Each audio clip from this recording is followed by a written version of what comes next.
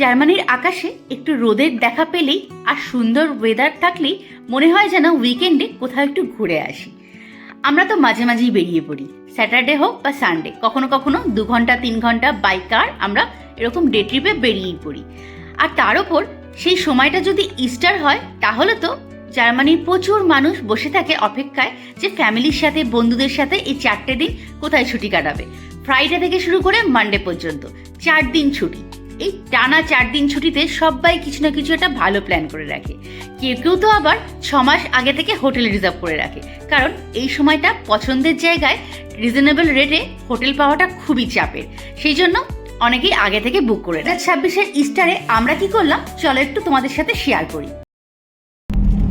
Hello everyone, আমি সুনন্দা, প্রবাসী আমার জগতে আর একটা নতুন ব্লগ নিয়ে তোমাদের সবাইকে আমার চ্যানেলে ওয়েলকাম।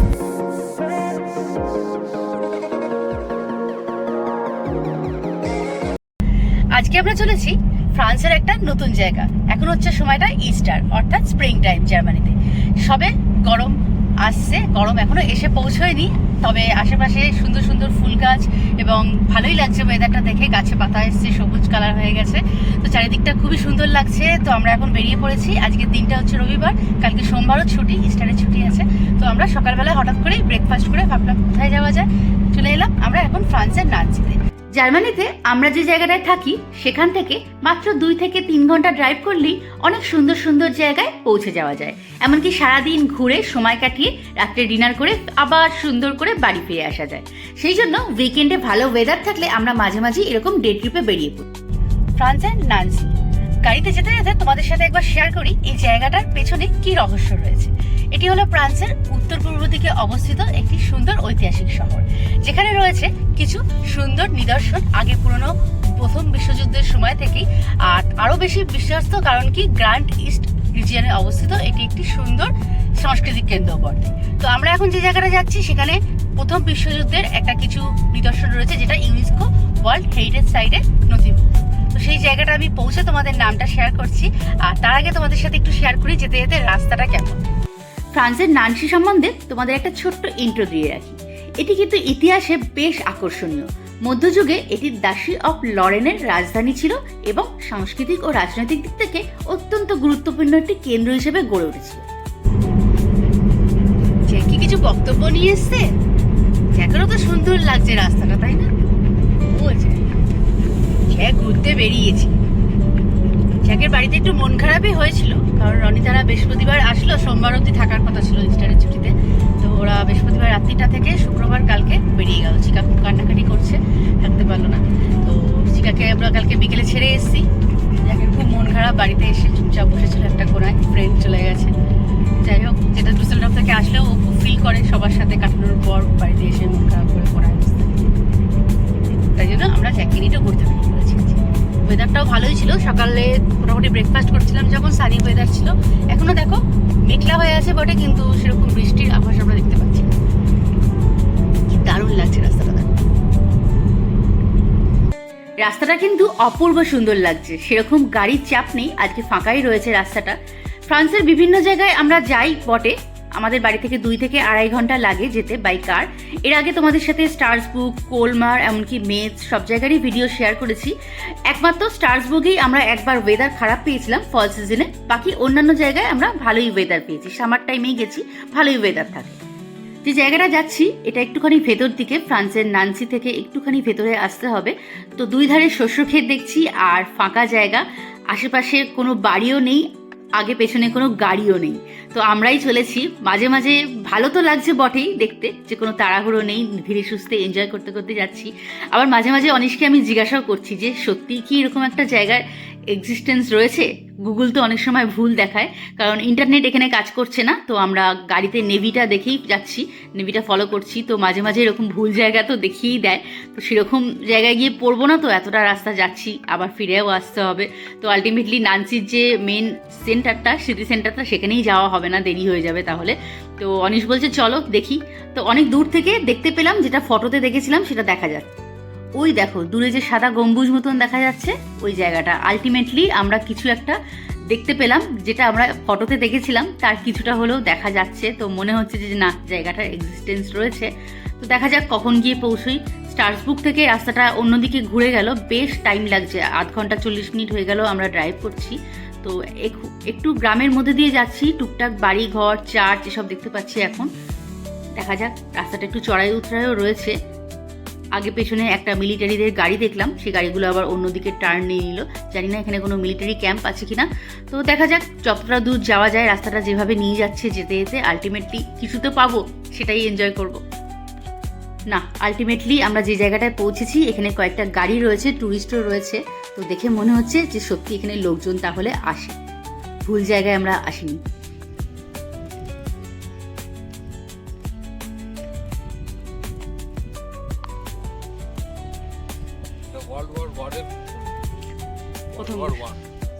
প্রথম এখন আমি যেখানে দাঁড়িয়ে আছি এই জায়গাটা হচ্ছে ফ্রান্সের নান্সিতে অবস্থিত। এটা অ্যাকচুয়ালি নান্সির লোরেন অঞ্চলে অবস্থিত একটি ঐতিহাসিক স্মৃতিস্তম্ভ।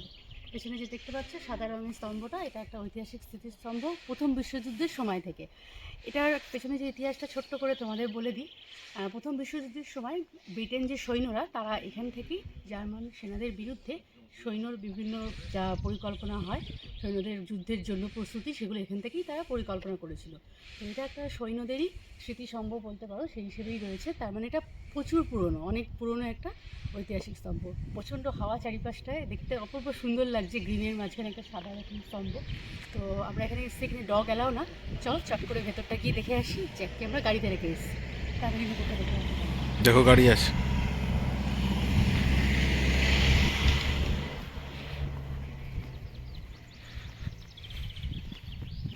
আচ্ছা, এই জায়গাটার নামটা বলে দিই। নামটা হচ্ছে বুট্টে দে মোসেক। ফ্রান্সের নান্সিতে লোরেন অঞ্চলে অবস্থিত বুট্টে দে মোসেক। এটা খুবই একটা আনকমন প্লেস। দেখো কি সুন্দর লাগছে দেখতে।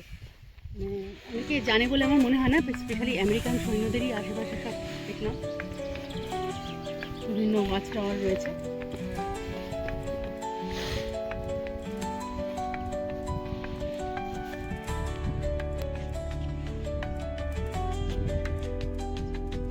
তো কেমন লাগছে বলো? জায়গাটা তো তুমি এক্সপ্লোর করলে।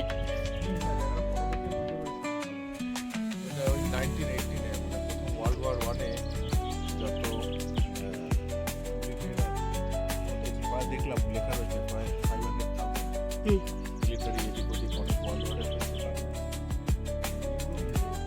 11টা মনুমেন্ট আছে ওয়ার্ল্ড ওয়ার 1 আমেরিকান, তার মধ্যে এটা খুবই ইম্পর্টেন্ট একটা। যাই হোক, আমাদের মোটামুটি সেন্ট্রালটায় যাওয়ার ইচ্ছে ছিল নান্সির। তো আস্তে আস্তে অন দ্য ওয়েতেই এটা খুঁজে পেলাম। তো এরকম একটা সুন্দর জায়গা হয়েছে। রাস্তাটা খুবই সুন্দর, তাই না? আসার সময় খুবই ফাঁকা, মনে হচ্ছিল আমরাই একা আসছি, আর কেউ আসবে না। তো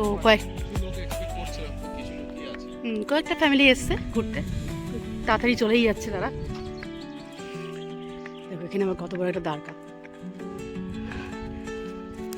দেখতে বেশ ভালোই লাগছে, সবুজের মাঝখানে এরকম সাদা। তোমাদের কেমন লাগছে বলো?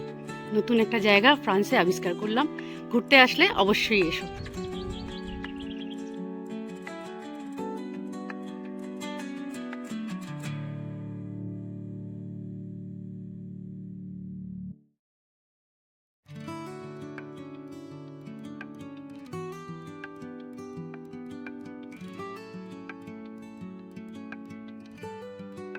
জায়গাটা সত্যি অপূর্ব সুন্দর লাগছে, নীল আকাশের নিচে এরকম সুন্দর সাদা রঙের একটা স্তম্ভ।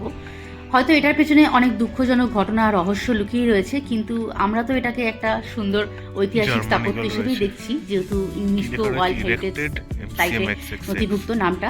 তো এখানে সানি ওয়েদার হলে আকাশটা যদি পুরোপুরি নীল থাকতো কতটাই না সুন্দর লাগতো ভাবো। সত্যি জায়গাটা অপূর্ব সুন্দর লাগছে। মিস করছি সানি ওয়েদার হলে, সত্যি আরো ভালো লাগতো। জায়গাটার নাম আমি তোমাদের সাথে ডেসক্রিপশনে শেয়ার করে দিচ্ছি। নামটা একটুখানি প্রোনাউন্স করতে আমারও প্রবলেম হচ্ছে, তো সেই জন্য বেটার হয় নামটা আমি তোমাদের শেয়ার করে দিচ্ছি। কখনো তোমরা এখানে আসলে নামটা দিয়ে সার্চ করে চলে এসো। ফ্রান্সের লরেন অঞ্চলের ইতিহাসটা কিন্তু বেশ জটিল। 1500 শতকে এখানে ঘটেছিল বিখ্যাত একটা ব্যাটেল, যেটার নাম ছিল ব্যাটেল অফ নান্সি, যেখানে চার্লস দ্য বোল্ড পরাজিত হন। তিনি মহৎ একজন যোদ্ধা ছিলেন। তিনি যুদ্ধের মাধ্যমে লরেন অঞ্চলের ক্ষমতার ভারসাম্যে বড় পরিবর্তন ঘটিয়ে ফেলেছিলেন।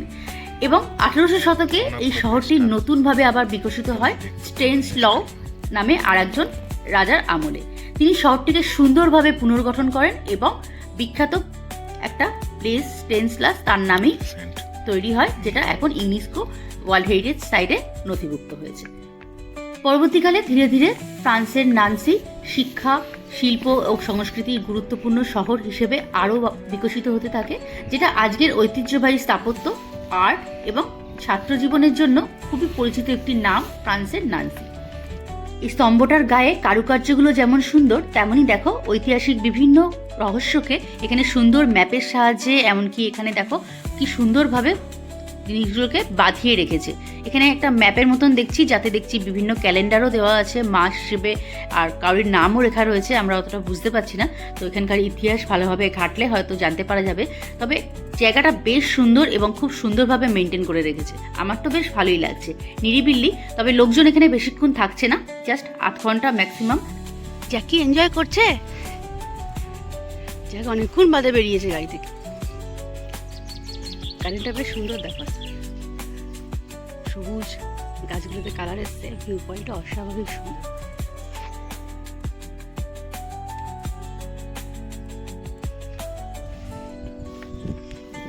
জ্যাক, এটা ফটো তুলতে যাবে নাকি? চলো একটা রিল বানিয়ে আসি। জ্যাক আবার রিল বানাতে খুব পছন্দ করে আমার সাথে। চলো জ্যাক, একটা রিল করব, একটা ভিডিও ফটো বানিয়ে। চলো, সুন্দর দেখে একটা ভিডিও করতে হবে। আসো তো, দেখি এদিকে আসো তো, শোনো তো। ও জ্যাক, শোনো, একটা রিল বানাবো আমরা। জ্যাক কি পাবে কিছু? জ্যাক কিছু পাবে? কোনো কথাই শুনছে না, অনেকক্ষণ বাদে গাড়ি থেকে বেরিয়েছে, এখন ওকে গন্ধ শুকতে হবে, কোথায় কোন ফ্রেন্ডের গন্ধ আছে। তো এই হিস্টোরিক লোকেশনটা আমরা তো কমপ্লিট করলাম। এবার রওনা দিয়েছি ফ্রান্সের নান্সির মেইন যে স্কোয়ারটা সেখানের উদ্দেশ্যে। 8 ঘন্টা মতন সময় লাগবে আমাদের বাইকার যেতে। তো যেতে যেতে তোমাদের সাথে রাস্তাটা শেয়ার করছি। তবে আজকের ভিডিওটা বেশি লেন্দি করব না, আমি পরের ভিডিওতে পার্ট 2-তে শেয়ার করব তোমাদের সাথে নান্সির মেইন স্কোয়ারটা। তো চলো, আজকের ভিডিওটা তাহলে এখানেই শেষ করছি, দেখা হচ্ছে নেক্সট ভিডিওতে। আজকের এই ভিডিওটা তোমাদের কেমন লাগলো প্লিজ থেকে জানিও, ভালো লাগলে একটা লাইক করে দিও, ফ্রেন্ডস ও ফ্যামিলির সাথেও প্লিজ শেয়ার করতে ভুলো না। আর যদি তোমরা নতুন হয়ে থাকো আমার চ্যানেলে জার্মানি সম্বন্ধে এরকম অনেক ইনফরমেশন পেতে, তোমরা প্লিজ আমার চ্যানেলটিকে সাবস্ক্রাইব করে দিয়ে পাশে থেকো।